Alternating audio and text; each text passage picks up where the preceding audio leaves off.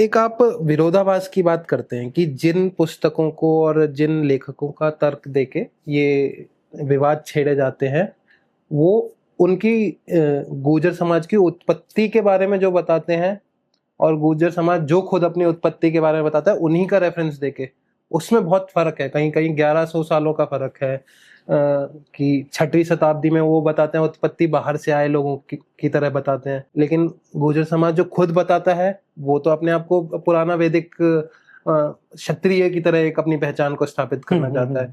तो फिर ये how does it make sense to them और एनीबडी कि आप जिन लोगों का तर्क दे रहे हैं वो आपकी पहचान तो कुछ और बता रहे हैं, फिर आप उससे एकदम पलट गए, तो ये तो खुद ही काउंटर नैरेटिव है।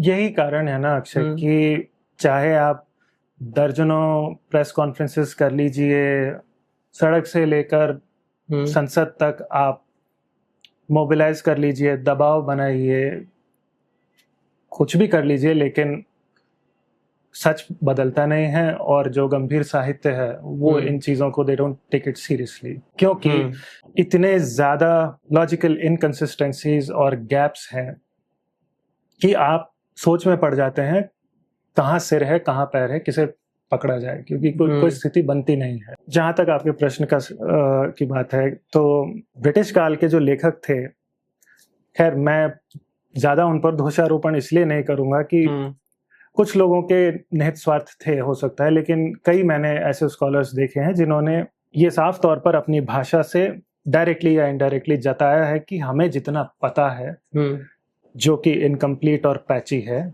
उस आधार पर ये हमारी थ्योरीज या धारणाएं हैं। They never said this is the last word, this is factual, they never said it. उन्होंने ऐसा कुछ भी नहीं कहा।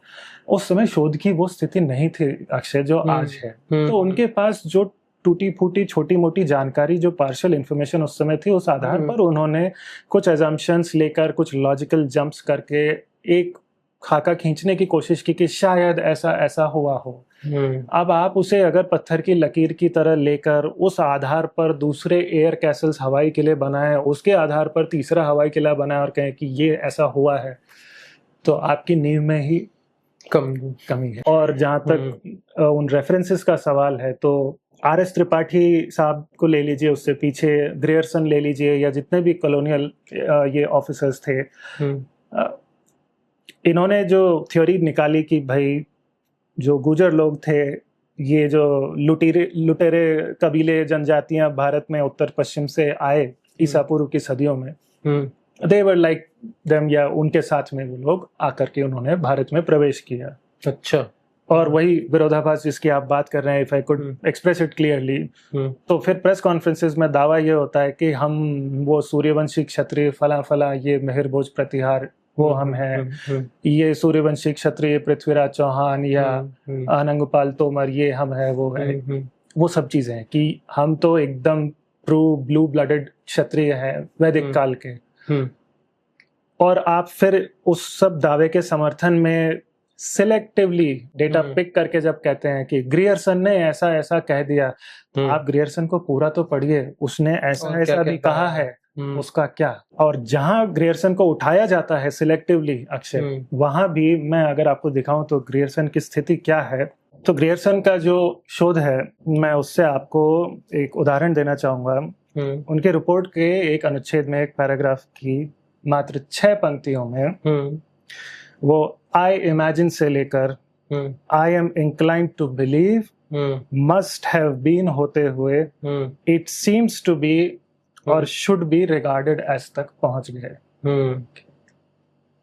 ये शोध के बिल्कुल, तो ये शोध के मानकों की स्थिति है जिसे आधार बनाकर कि ग्रियर्सन ने ये लिखा है, पहाड़ी भाषाओं के सेक्शन में ऐसा लिख दिया, वैसा लिख दिया।